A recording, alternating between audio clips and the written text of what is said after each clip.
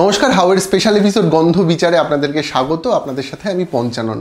আজকে যে বিষয়টা নিয়ে আলোচনা করব, আজকে বাংলাদেশ নিয়ে আলোচনা করব। আমাদের পড়শি দেশ, আমাদের পাশের দেশ, যারা 16 কোটি মানুষ, যারা বাংলায় কথা বলে, বাংলায় উচ্চারণ করে, বাংলায় ভাবে, যে দেশের জাতীয় সঙ্গীতটা লিখেছেন রবীন্দ্রনাথ ঠাকুর স্বয়ং, সেই দেশ গত 3-4 মাস ধরে ভীষণভাবে ঘেঁটে রয়েছে, যাকে বলা যায়।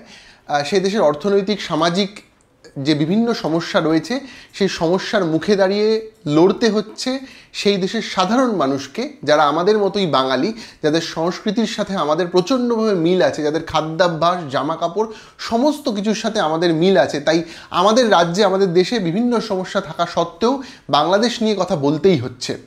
বাংলাদেশ নিয়ে কথা বলার ক্ষেত্রে আজকে যে বিষয়টা নিয়ে আমি আলোচনা করব, সেটা হচ্ছে বাংলাদেশে 53 বছর পর একটা জাহাজ এসছে। আসতেই পারে, ভালো কথা, কিন্তু 53 বছর পর কোন জাহাজ এসছে? 53 বছর পর বাংলাদেশের চট্টগ্রামে করাচি বন্দর থেকে, মানে পাকিস্তানের করাচি থেকে একটি জাহাজ, পণ্যবাহী জাহাজ ঢুকেছে, যা গত 53 বছরে হয়নি বাংলাদেশের ইতিহাসে। কেন হয়নি? তার ইতিহাস অনেক। আমরা আস্তে আস্তে সেটা আলোচনা করব। আপনারা খানিকটা হয়তো জানেনও, বাংলাদেশের স্বাধীনতা, মুজিবুর রহমান, পাকিস্তানের হাত থেকে স্বাধীনতা নেওয়ার ক্ষেত্রে ইন্দিরা গান্ধীর ভূমিকা, সব একটা ইতিহাসের খারাপ অধ্যায় ছিল বলেই পাকিস্তানের সাথে যোগাযোগ কমিয়ে দিয়েছিল বাংলাদেশ সরকার।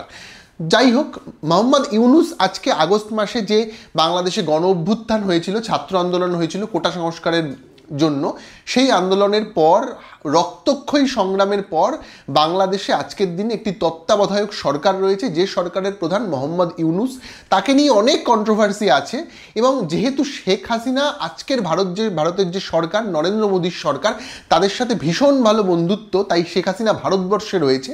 উল্টো দিকে যে মোহাম্মদ ইউনুস ক্ষমতায় এসছে, তাদের সঙ্গে স্বাভাবিকভাবেই আমাদের ভারতীয়দের একটা বৈরিতার সম্পর্ক তৈরি হচ্ছে আস্তে আস্তে আস্তে। তো মোহাম্মদ ইউনুসকে নিয়ে ভারতবর্ষের মানুষ একটা জিনিস ভাবছে, বাংলাদেশের এক শ্রেণী একটা ভাবছে, আরেক শ্রেণী হয়তো আরেকটা ভাবছে। কিন্তু যেটা ফ্যাক্ট আন্তর্জাতিক রাজনীতির ক্ষেত্রে, সেটা হচ্ছে পাকিস্তানের জাহাজ বাংলাদেশের বন্দরে আসা। পাকিস্তান থেকে কি বাংলাদেশ এতদিন পর্যন্ত কোনো পণ্য আমদানি করতো না কিংবা রপ্তানি করতো না? ডেফিনেটলি করতো। তথ্য বলছে বাংলাদেশ 2023 সালে 65 কোটি মার্কিন ডলারের পণ্য আমদানি করেছে পাকিস্তান থেকে, আর রপ্তানি করেছে 6 কোটি মার্কিন ডলার। সব ঠিক ছিল, কিন্তু শেখ হাসিনা বাংলাদেশের ক্ষমতায় আসার পর কিছুদিনের মধ্যেই তিনি পাকিস্তানের পণ্যগুলিকে লাল তালিকাভুক্ত করে দেন। আর এই লাল তালিকাভুক্ত করার ফলে পাকিস্তানের কোনো পণ্য বাংলাদেশ পর্যন্ত আসতে পারতো না। আসতো কিভাবে? আসতো ভায়া কলম্বো বন্দর, মানে শ্রীলঙ্কার কলম্বো বন্দর হয়ে আসতো, নয়তো সেটা মালয়েশিয়া হয়ে আসতো। তাই মাঝখানে একটা জায়গা ছিল যেখানে হয়তো বাংলাদেশ সরকার বলতে পারেন ব্যাপারটাকে ফিল্টার করে জিনিসগুলোকে বা পণ্যগুলিকে পাকিস্তান থেকে আনতো। কিন্তু সেটার জন্য এই যে করাচি থেকে একটা জাহাজকে বাংলাদেশের চট্টগ্রাম বন্দরে আসতে সময় লাগতো 25 দিন। এই যে জাহাজটা বর্তমানে এসছে, যার নাম হচ্ছে MV ইউয়ান দে জং, এই জাহাজটা করাচি থেকে এসছে বাংলাদেশে মাত্র 10 দিনে পণ্য নিয়ে। ফলত বোঝাই যাচ্ছে অর্থনৈতিকভাবে বাংলাদেশের অনেকটা সুবিধা হচ্ছে পাকিস্তান থেকে কোনো পণ্য নেওয়ার ক্ষেত্রে। এটা খুব সহজ একটা সরলীকরণ বলা যেতে পারে। কিন্তু সরলীকরণের পিছনে যে রাজনীতিটা, সেটা হচ্ছে আমরা কিছুটা জানি, এই নিয়ে অনেক রকম আলোচনা হয়েছে, আমাদের চ্যানেলে হয়েছে, যে মোহাম্মদ ইউনুস অনেক বেশি আমেরিকাপন্থী মানুষ, এবং মোহাম্মদ ইউনুসের সাথে মনে করা হয় যে জামাতিদের একটা স্ট্রং কানেকশন আছে, যে জামাতিরা একটা বিরাট সময় ধরে পাকিস্তানের পক্ষে ছিল। 1971 সালে যে মুক্তিযুদ্ধ হয়েছিল, বাংলাদেশের স্বাধীনতা এসেছিল, বাংলাদেশের মানুষ বাংলায় কথা বলতে চেয়ে, বাংলায় উচ্চারণ করতে যেয়ে নিজের একটা দেশ চেয়েছিল, পাকিস্তানের উর্দু ভাষাভাষী মানুষের থেকে ছিনিয়ে নিয়েছিল যে বাংলাদেশ।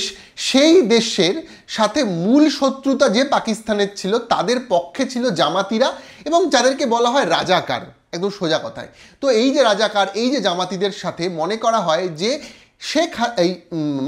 মোহাম্মদ ইউনুসের একটা বিরাট সুন্দর সম্পর্ক রয়েছে। এই সম্পর্ক থাকার কারণেই কি পাকিস্তানের থেকে পণ্য আমদানি তিনি করতে নির্দেশ দিলেন বা বা অ্যালাউ করলেন, যেটা শেখ হাসিনা দীর্ঘদিন ধরে করেননি।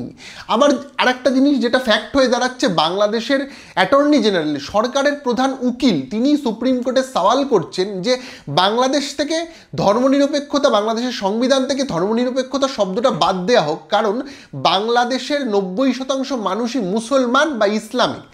তো যখন এই ধরনের কথাগুলো বলা হচ্ছে, যখন বাংলাদেশকে ধর্মনিরপেক্ষ রাষ্ট্র ঘোষণা করা হচ্ছে না, যখন বলা হচ্ছে যে মুজিবুর রহমানকে জাতির পিতা বলা হবে না, যখন বলা হচ্ছে যে যে এই যে সমাজতন্ত্র শব্দটা বাংলাদেশের সংবিধান থেকে বাদ দেওয়া হোক, তখন যখন পাকিস্তান থেকে একটা জাহাজ আসে, তখন কিন্তু খানিকটা রাজনৈতিক যারা বিশ্লেষক বা আমরা যারা রাজনীতি নিয়ে কথা বলতে ইচ্ছা করি, ভালোবাসি, বা আমাদের আলোচনা যারা শুনতে ভালোবাসেন, তারা খানিকটা বুঝতে পারবেন যে এইটা না শুধুমাত্র এই ব্যবসায়িক স্বার্থ 25 দিনের বদলে 10 দিনে নিয়ে আসার যে সোজা সরলীকরণ, সেটা নয়। আসলে এর পিছনে একটা ঘোরতর রাজনীতি আছে, যে রাজনীতি নিয়ন্ত্রণ হয় আমেরিকা, চীন, রাশিয়া, এই যে পৃথিবীর বড় শক্তিধর দেশগুলোর থেকে। আমেরিকার একটা বিরাট অংশ যারা জো বাইডেনের সাথে ছিল, তারা আজকে হেরে গেলেও এই অংশটা কিন্তু ভীষণভাবে মোহাম্মদ ইউনূসের বন্ধু ছিল।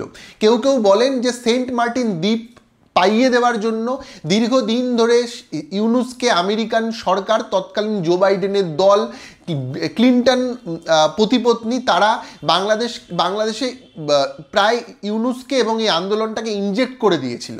তো সেই রকম একটা জায়গায় দাঁড়িয়ে আজকে যদিও আজকের দিনে আমেরিকার ট্রাম্প ক্ষমতায় এসেছে, ভারতবর্ষের সাথে আমেরিকার সম্পর্ক হয়তো একটু সুমধুর হবে, ট্রাম্প নরেন্দ্র মোদী দুজনের সম্পর্ক যেহেতু আমরা জানি ভালো, তারপরেও আন্তর্জাতিকভাবে ভারতবর্ষকে চাপ দেওয়ার জন্যই কি মোহাম্মদ ইউনূস পাকিস্তান থেকে আসা পণ্যবাহী জাহাজটিকে অ্যালাউ করলেন। এবং অ্যালাউয়ের পর আমরা কি দেখলাম? আমরা দেখলাম যে বাংলাদেশে যে পাকিস্তানি হাই কমিশন রয়েছে, তারা টুইট করে জানালেন, সেই খবর প্রচার করলেন এবং টুইট করে বলে দিলেন, মানে বেশ ফলাও করে বললেন আর কি। তারপর আমরা দেখলাম মোহাম্মদ ইউনূস তিনি ক্ষমতায় আসার পরেই বাংলাদেশ হাই কমিশনের যারা সেখানকার মানুষজন আছেন, যারা যারা আমলা রয়েছেন, তাদের সাথে একটি মিটিং করলেন। তারপর সেপ্টেম্বরে, আগস্টে মোহাম্মদ ইউনূস আসার পরে সেপ্টেম্বরেই পাকিস্তানের প্রধানমন্ত্রী শাহবাজ শরীফের সাথে সরাসরি তিনি মোহাম্মদ ইউনূস মিটিং করলেন, হাত করমর্দন করলেন, তার ছবি বাজারে এলো। সব মিলিয়ে যেটা দাঁড়ালো যে যেহেতু নরেন্দ্র মোদী, আমরা জানি একটু হিন্দুত্ববাদী মানুষ, ভারতবর্ষের আজকে যে যারা শাসক দল, তারা অনেক বেশি হিন্দুত্ববাদে বিশ্বাস করে, তারা ভীষণভাবে পাকিস্তানের ঘোরতর বিরোধী। এবং গত 10 বছর ধরে বা 8 বছর ধরে বাংলাদেশের সাথে আমাদের দেশের মানুষের যে ক্রিকেট থেকে শুরু করে রাজনীতি, সমস্ত জায়গায় একটা খারাপ সম্পর্ক তৈরি হচ্ছে। সেই সম্পর্ক খারাপ, উল্টো দিকে পাকিস্তানের সাথে ভালো হওয়া, সব মিলিয়ে আন্তর্জাতিকভাবে বাংলাদেশকে কি ব্যবহার করতে চাইছে কোনো দেশ ভারতবর্ষের ওপর আক্রমণ সৃষ্টি করার জন্য, যেহেতু বাংলাদেশের একটা বিরাট অংশ ভারতের মধ্যে আছে। এইটা একটা খুব বড় ফ্যাক্ট হতে পারে বলে আমার মনে হয়। কারণ আন্তর্জাতিকভাবে ভারতবর্ষকে যদি ডমিনেট করতে হয়, ভারতবর্ষের উপর চাপ সৃষ্টি করতে হয়, তাহলে বাংলাদেশ কিন্তু খুব একটা সহজ উপায় হতে পারে, যেহেতু বাংলাদেশের সাথে একটা বন্দরের কানেকশন আছে। যখনই কোনো দেশের সাথে সামুদ্রিক যোগাযোগ থাকে, যখন কোনো দেশের মানচিত্রের ডান দিক বাদিক বা ওপর নিচে একটা সমুদ্র থাকে, তখনই কোনো দেশের সাথে তার যোগাযোগ করার ক্ষেত্রে অনেক বেশি সুবিধে হয়। আর একটা জিনিস যেটা আমার মনে হয় এটা এক্ষেত্রে বলা উচিত, যে যখন আমরা দেখছিলাম ভারতবর্ষের একটা বিরাট অংশের গণমাধ্যম প্রচার করতে শুরু করে দিয়েছে যে চট্টগ্রামের পাহাড়ের আদিবাসীরা, বাংলাদেশের চট্টগ্রামের আদিবাসী সম্প্রদায় একটা বিরাট অংশের সেখানকার বাঙালিও ভারতবর্ষের সাথে আসতে চাইছে, ভারতবর্ষের সাথে থাকতে চাইছে, চট্টগ্রামকে স্বাধীনতা চাইছে, এরকম একটা গসিপ শোনা যাচ্ছিল। ঠিক সেই সময় যখন চট্টগ্রাম বন্দরেই পাকিস্তানি কোনো জাহাজ আসে, এবং যেটা কি ভারতের খুব বুঝিয়ে দেওয়া যে না, চট্টগ্রাম তোমাদেরকে আমরা দেবো না। কারণ চট্টগ্রাম যদি ভারতবর্ষের আওতায় চলে আসে, আপনারা যদি একটু ভেবে দেখেন যে এই যে ত্রিপুরা থেকে শুরু করে একটা নর্থ ইস্টের বিরাট অংশের সাথে পৃথিবীর বাণিজ্য অনেক বেশি সুবিধাজনক হয়ে যায় যদি চট্টগ্রাম আমাদের সাথে থাকে। এইটা ভারতীয় একটা সংবাদ মাধ্যম এটা প্রচার করছিল। তাই যখন এই প্রচারটা চলছিল, ঠিক সেই সময় পাকিস্তানের একটা জাহাজ এলো, তাতে কি ভারতবর্ষকে একটু বুঝিয়ে দেওয়া গেল যে না, চট্টগ্রাম তোমার সাথে নেই, চট্টগ্রাম আসলে আমাদের সাথেই আছে এবং আমরা পাকিস্তানের সাথেই যোগাযোগ বাড়ানোর মাধ্যমে তোমাদেরকে টাইট দিতে চলেছি। এরকম কি একটা ভাবনা চিন্তা করছেন মোহাম্মদ ইউনূস বা আজকের দিনের তত্ত্বাবধায়ক সরকার? এবং তত্ত্বাবধায়ক সরকারে শুধু মোহাম্মদ ইউনূস, ইসলামিক এরা তো নেই, সেখানকার ছাত্র সংগঠনের ছেলেমেয়েরাও রয়েছেন। তো সব মিলিয়ে বাংলাদেশ পরিস্থিতি আন্তর্জাতিকভাবে আলাদা হচ্ছে। আমরা 10-20 বছরে যে হাসিনা সরকারকে চিনতাম, যে বাংলাদেশের মুখ বুঝতাম, বাংলাদেশের আন্তর্জাতিক অভিমুখ, সেই অভিমুখটা বদলাচ্ছে এবং আস্তে আস্তে বাংলাদেশ ভারত বন্ধু আর থাকছে না, এইটা কিন্তু প্রায় ক্লিয়ার। যতদিন শেখ হাসিনা না ফিরছেন, আদৌ ফিরবেন কিনা আমরা জানি না, কিন্তু বর্তমানে সামগ্রিকভাবে বাংলাদেশের সাধারণ মানুষের মধ্যে ভারতবর্ষ সম্পর্কে একটা হেট্রেড তৈরি হয়েছে, বাংলাদেশের মানুষের সম্পর্কে হেট্রেড তৈরি হয়েছে।